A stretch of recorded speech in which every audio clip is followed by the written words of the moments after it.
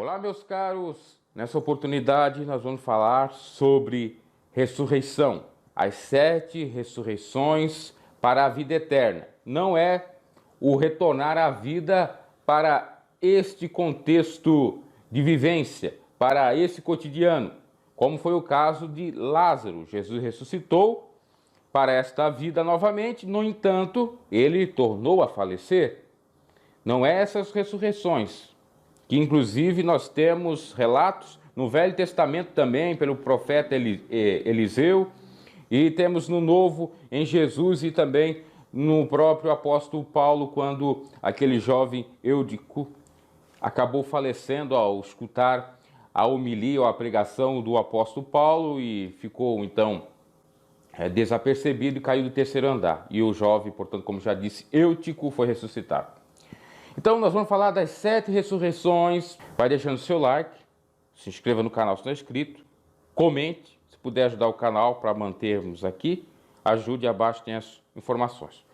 Vamos então, sem mais delongas, às ressurreições. A primeira e a mais importante de todas elas, se não existisse, as demais não existiriam, não teriam sentido para existir. A ressurreição de Cristo. O apóstolo Paulo chega a nos dizer o seguinte: se Cristo não ressuscitou, em vão é a nossa pregação. De nada adianta nós termos esperança que um dia vamos ressuscitar. No entanto, como de fato ele ressuscitou, nós temos essa certeza e pregamos com razão, porque nós vamos ser ressuscitados. Então, a primeira ressurreição para a vida eterna, Jesus Cristo, estar à destra de Deus Pai, ou à direita de Deus Pai. Um versículo base para essa afirmação, claro, de muitos, que você pode citar inclusive nos evangelhos. São Mateus 28, 17, onde Jesus aparece para os seus na Galileia. E quando ouviram, o adoraram, mas alguns duvidaram. Claro, Tomé. Chegando-se Jesus, falou-lhes, dizendo: é-me dado todo o poder nos céus e na terra. Louvamos ao Senhor, louvamos a Deus pela ressurreição de Cristo. Então, a primeira ressurreição, Cristo Jesus.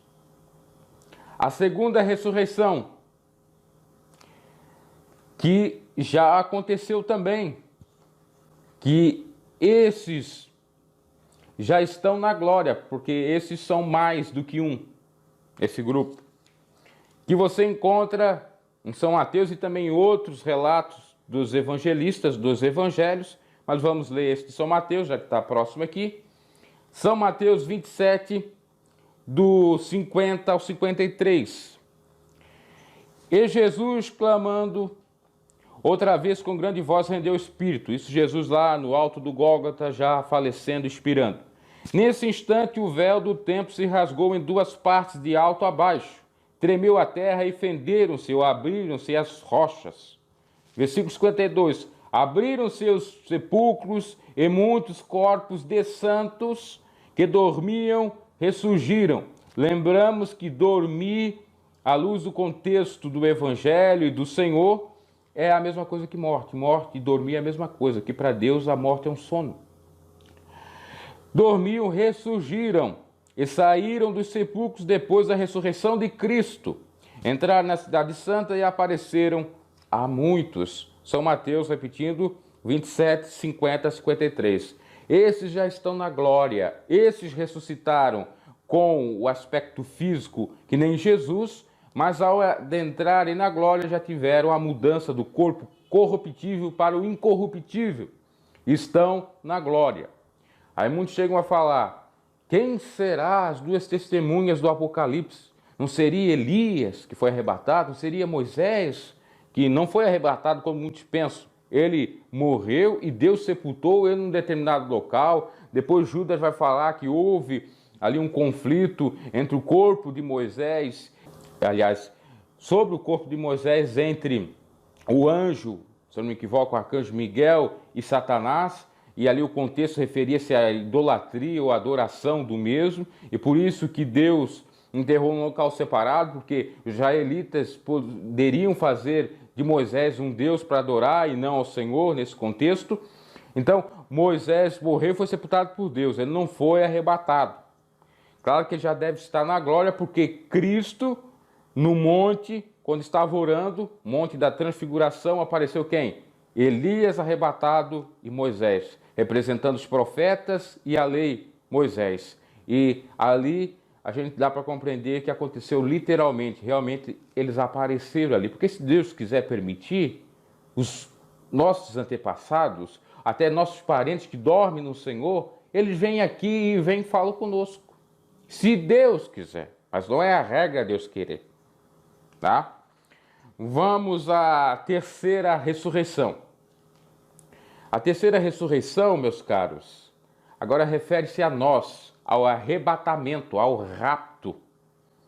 E essa ressurreição, ela está descrita, e é bom que você leia todo o capítulo de 1 Coríntios 15, que fala sobre essa temática, sobre ressurreição. Mas a gente vai ler precisamente o versículo 51 e o 58, que nos diz o seguinte: e eis que vos digo um mistério, na verdade nem todos dormiremos, mas todos seremos transformados, no momento, no abrir e fechar de olhos, ao soar a última trombeta, pois a trombeta soará e os mortos ressurgirão incorruptíveis e nós seremos transformados. Versículo 52, 53.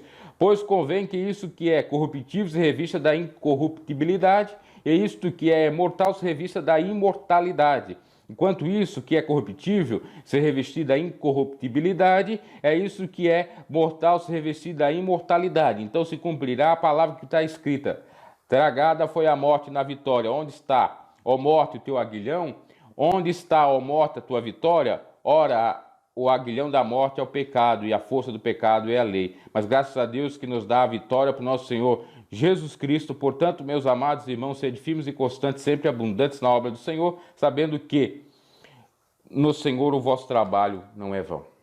Então aí está claro exatamente essa ressurreição, que ficou ali, eu li até o 58, mas fica de 50 ao 53. Inclusive, vai falar aqui da referida trombeta, que não se confunde com aquela que é falada em Apocalipse, porque aqui é o soar da trombeta para a ressurreição, lá é para o juízo final. Há uma diferença, tem vários tipos de trombeta, tá? O sonido é diferente, ok? E aqui fala da questão da corrupção, incorrupção, a transformação dos nossos corpos. E também essa ressurreição é para só a igreja. É só para aqueles que forem arrebatados. Porque os que forem arrebatados, só para você ter uma ideia, aqui tem que explicar várias coisas. O arrebatamento acontece mesmo a pessoa não sendo morta. Eu quero dizer, veja bem, o arrebatamento acontece. A pessoa está viva, ela não está morta. Só que tem pessoas que já morreram e já morreram tanto com o Senhor ou sem o Senhor. Esses que morreram sem o Senhor não vão ser ressuscitados agora, mais adiante, para juízo final. Depois eu vou falar com mais clareza. E os que vão ser arrebatados são aqueles que estão vivos, bem como a possibilidade dos que serão arrebatados para não vergonha, não opróbrio, mas sim para a glória. E esses, então, serão exatamente o que está falando aqui. No arrebatamento. Há o arrebatamento e há a ressurreição daqueles que dormem no Senhor para ser arrebatados também. Então, esse é o arrebatamento, né? Aliás, ou essa é a ressurreição. Então, quer dizer que no arrebatamento vai ser arrebatados pessoas vivas mesmo, como Paulo disse que nem todos vão dormir, bem como aqueles que estão dormindo. E é esse tipo de ressurreição, tá? Fica bem claro aí, até eu divaguei um pouco, mas é exatamente nesse sentido aí. Não é os vivos, né? Porque os vivos vão ser arrebatados. E os mortos ressurgirão, os que dormem em Cristo, para ser arrebatados também. E aí vão viver 7 anos com Cristo. Nós não sabemos exatamente se esses 7 anos, né? Aliás, perdão, 7 anos não, um milênio com Cristo. Nós não sabemos se esse milênio é literal ou não. Para depois haver o julgamento final, o juízo final, ainda vai passar a grande tribulação, vai vir as duas testemunhas, vai ter... Isso é tudo uma cronologia, né? Pelo menos que se constrói a partir da teologia, né? Porque nem na Bíblia é bem claro nesse sentido. E fazendo então aí uma jogatina, vamos dizer, entre vários versículos e tal. Então seria o arrebatamento, depois os 1000 anos com Cristo, a grande tribulação, né, 3 anos e poucos com o anticristo, aí as testemunhas, aqueles que aceitassem a testemunha poderiam ser salvos, depois vem um grande tribunal branco, o juízo dos ímpios e novos céus, nova terra, que muitos até advogam que possa ser esse local aqui onde nós estamos. Eu até creio que pode ser mesmo, só que totalmente repaginado, totalmente novo, tá? São coisas que são mistérios, né? Acho que dá para compreender desta forma. Vamos lá, já me alonguei por demais nessa ressurreição, mas é necessário fazer esses parênteses, esses adendos. A quarta ressurreição é das duas testemunhas. Então, das duas testemunhas que nós encontramos esse relato, lá em Apocalipse, no capítulo 11, e no versículo 3 e 13, que nos diz o seguinte, Apocalipse 11, 3 e 13. E darei poder às minhas duas testemunhas, e profetizarão por 1260 dias vestidas de saco. Essas são as duas oliveiras e os dois candeeiros que estão diante do Senhor da terra. Se alguém lhes disser que causar mal das suas bocas, sairá fogo e os devorará os seus inimigos. Se alguém lhes quiser causar mal, importa que assim sejam, ou seja, morto. Esses homens têm poder para fechar o céu e para que não chova nos dias da sua profecia. Tem poder sobre as águas para convertê-las em sangue, para ferir a terra com toda sorte de pragas, quantas vezes quiserem. Quando acabar o seu testemunho, a besta que sobe do abismo lhe fará guerra e os vencerá e matará. Eles serão mortos, ou essas duas testemunhas serão mortas. E os seus corpos jazerão na praça, ou entrarão em decomposição na praça da grande cidade que espiritualmente se chama Sodoma e Egito, onde o Senhor também foi crucificado.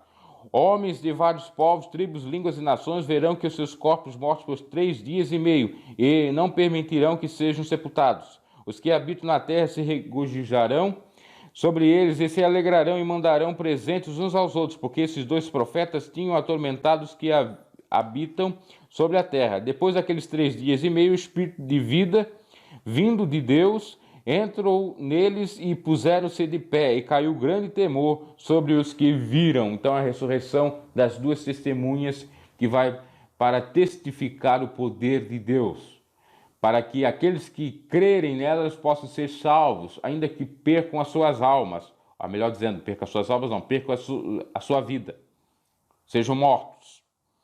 E os que são anticristos, né? Ou adepto ao anticristo, a figura mesmo, vão comemorar a morte dessas testemunhas. Quer dizer, agora a paz está reinando, agora está tudo ok. Mas aí vem o Espírito de Deus e ressuscita essas duas testemunhas. Quinta ressurreição é a ressurreição dos santos do Antigo Testamento. Lá que foi falado em São Mateus, aqui registrado, trata-se de alguns, né? Falei que eram alguns santos. Agora é a ressurreição de todos os santos, que acontece depois de ocorrer as duas testemunhas, né? Ou essas duas testemunhas serem ressuscitadas. A gente pode ter como embasamento, aí versículos do Antigo Testamento, que falam um pouco acerca disso, como Ezequiel 37, 12, 14, que diz o seguinte: portanto, profetiza e dizei-lhes assim: Diz o Senhor: eu abrirei as vossas sepulturas e vos farei sair delas, ó povo meu, e vos trarei a terra de Israel. Então sabereis que eu sou o Senhor, quando eu abrir as vossas sepulturas e vos fizer sair delas, ó povo meu. Porém em vós o meu espírito e vivereis, e vos porei na vossa terra. Então sabereis que eu, o Senhor, disse isso e disse isso, e eu fiz, diz o Senhor. Aqui refere-se a várias interpretações, como a esta. Aqui refere-se à própria questão espiritual de Israel, estava morta. Refere-se à promessa de ressurreição para os santos e para a igreja, e refere-se também aos santos do passado que já dormem no Senhor, tá? Também temos Isaías, outro profeta importante, Isaías, capítulo 26, e no versículo 19 e 21, que nos diz o seguinte: Isaías 26, 19 e 21. São alguns embasamentos, né? Que isso é uma obviedade, que os próprios santos vão ser ressuscitados também, aqueles que dormem no Senhor. Isaías 26, 19 e 21. Mas os teus mortos viverão e os seus cadáveres ressuscitarão. Despertai e exultai, os que habitam no pó. O teu orvalho, ó Deus, é como o orvalho das ervas, a terra lançará de si os mortos. É isso que diz. Ainda tem o versículo 21, né? 20, 21. Vai, povo meu, entre nos teus quartos e fecha as tuas portas sobre ti, esconde-te só por um momento até que passe a ira. Vede, o Senhor sairá do seu lugar para castigar os moradores da terra.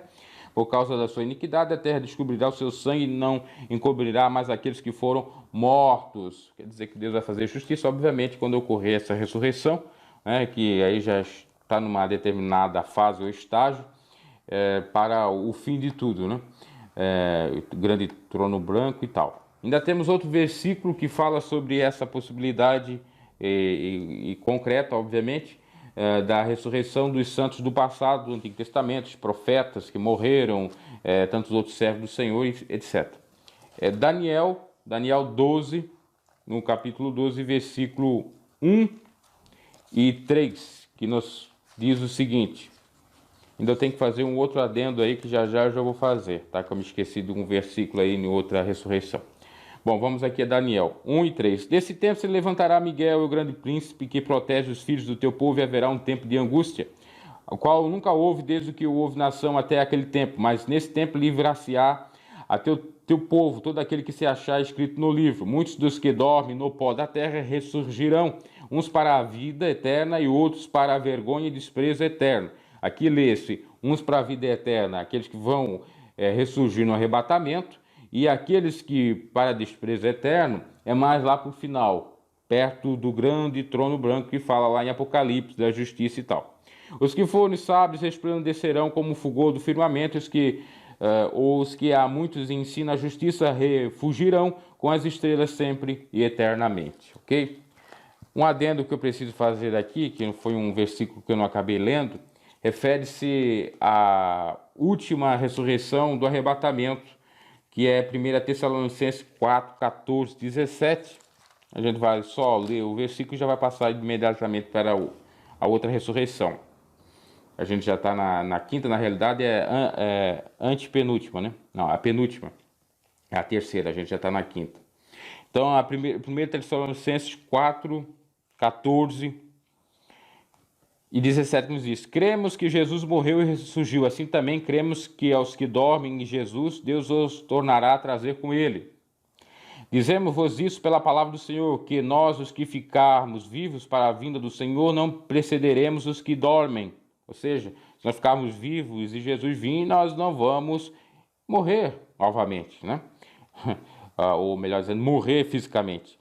E vamos estar nos céus, arrebatados. Pois o mesmo Senhor descerá do céu com um grande brado e a voz do arcanjo ao som da trombeta de Deus, e os que morreram em Cristo ressurgirão primeiro. Então, primeiro ressurgem os que morreram em Cristo e, obviamente, aqueles que já estão vivos vão ser arrebatados. Ok? É necessário fazer esse adendo, esse versículo. Acabei esquecendo. Agora nós vamos para a sexta ressurreição. Nós estávamos na quinta falando dos embasamentos para a ressurreição dos santos do passado.